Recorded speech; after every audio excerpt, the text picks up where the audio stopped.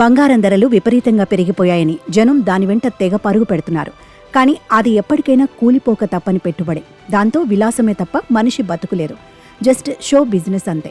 అదే భూమి అయితే మనిషి ఈ భూమిపై ఉన్నంతకాలం దాని విలువ పెరుగుతూనే ఉంటుంది. కాబట్టి ఫస్ట్ ప్రిఫరెన్స్ భూమికి ఇచ్చి తీరాలి బుర్ర ఉన్న ప్రతివాడు అంటూ అనుభవజ్ఞులు చెబుతున్నారు. ఆ మాటకొస్తే బంగారం, స్థిరాస్తి రెండూ భారతీయ పెట్టుబడిదారులకు బలమైన సెంటిమెంట్ విలువను కలిగి ఉన్నాయి. బలమైన విశ్వసనీయత, స్థిరమైన స్వభావంతో ఉంటాయి. మహిళలు బంగారం పెట్టుబడులకు అధిక ప్రాధాన్యతనిస్తారు. బంగారాన్ని సాంప్రదాయమైన పెట్టుబడిగా వీరు గుర్తిస్తారు. అయితే భారత్లో పురుషులు బంగారంపై కాకుండా స్థిరాస్తి వైపు మొగ్గు చూపుతారు. దీనికి చాలా కారణాలే ఉన్నాయి. చాలా మంది బంగారు లోహాన్ని ఒక తరం నుండి మరొక తరానికి బదిలీ చేయటం వలన భారతీయ కుటుంబాలకు బంగారం ఎల్లప్పుడూ ఇష్టమైన పెట్టుబడి సాధనంగా ఉంది.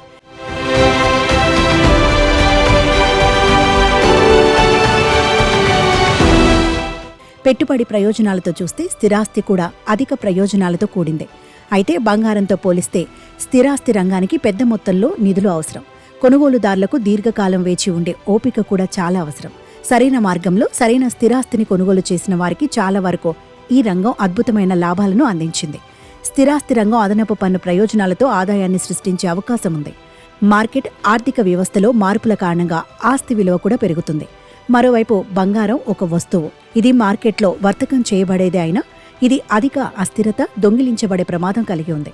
ఇంటి రుణం ద్వారా నివాస గృహాన్ని కొనుగోలు చేస్తే పన్ను ప్రయోజనాలు ఉంటే, బంగారాన్ని కొనుగోలు చేసేటప్పుడు అలాంటి ప్రయోజనాలు ఏమీ ఉండవు. బంగారంలో తరుగు, మజూరీ లాంటి ఖర్చులు కూడా ఉంటాయి.